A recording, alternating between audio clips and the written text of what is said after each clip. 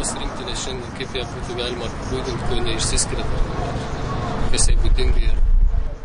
Tai yra kovinga komanda pirmiausia ir kovingumas kompensuoja daugelį dalykų. Tai yra gal tą technikos stygių, ką darys jis yra ir mes to nepripažinti negalim.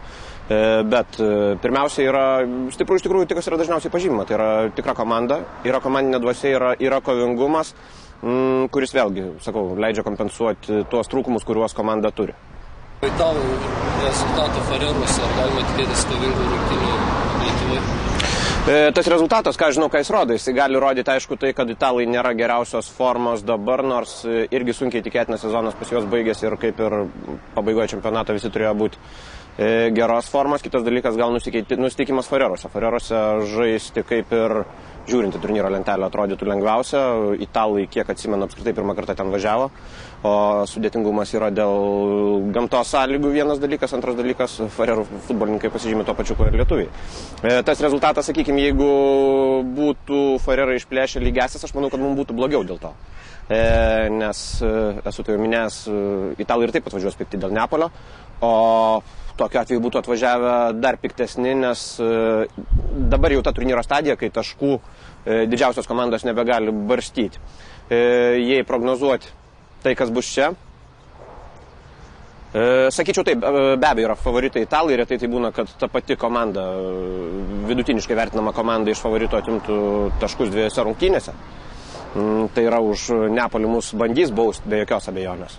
Ką komanda turėtų daryti tam, kad išvengti pralaimėjimo?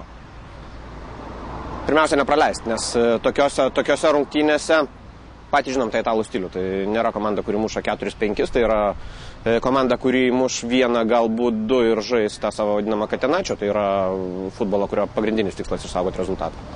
O Lietuvai svarbiausia nepraleisti, nes čia yra turbūt tas atvejis, kai apsiginti yra galbūt šiek tiek lengviau negu bus įmušti. Tai yra, visi žinom, kaip ginasi italai ir ką jie gali gindamasi.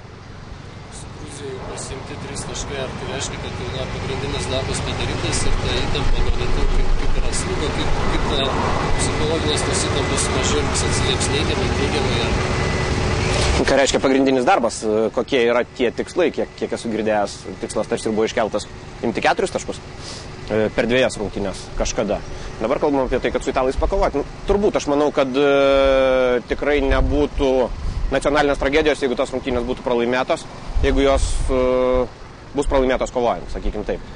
Bet dėl psichologinės įtampos taip, aš manau, kad taip, nes situacija buvo nervinga, tas ažiotažas dėl rinktinės žaidėjų, kurie nenori atvažiuoti dėl konflikto su treneriu. Buvo juntama, kad tai veikia visą komandą ir dabar tai įtampa tarsi ir atslūgo, nes, tarkim taip, Liubinsko komanda, aš sakyčiau, laimėjo, atmeskim San Marino Farerus, prieš kuriuos kaip ir teoriškai turėtume laimėti. Laimėjo antrą kartą, pirmas buvo prieš Škotus Kaune. Dabar yra tarsi ir antra pergalė ir ta tokia rimtesnė pergalė po labai ilgo laiko, aš manau, kad bus psichologinis dopingas Lietuvos rinktinėje.